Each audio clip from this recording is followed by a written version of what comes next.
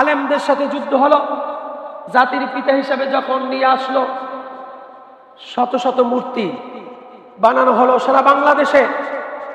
400 কোটি টাকার উপরে মূর্তি বানানো হয়েছে। কয়শো কোটি?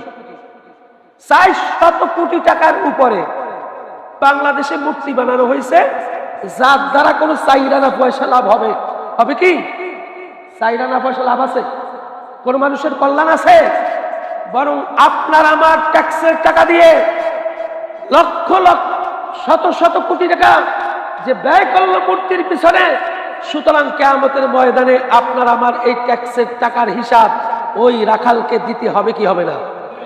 কুল্লুকুম রাঈন ফাকুল্লুকুম মাসউলুন আন রাইয়া। সুতরাং তোমাকে এই রাখাল হিসেবে কিয়ামতের ময়দানে জিজ্ঞাসিত করা হবে আল্লাহ পাকের সামনে। সেটাই আল্লাহ পাক স্পষ্ট করে দিলেন আমার রাসূল। ঠিক না?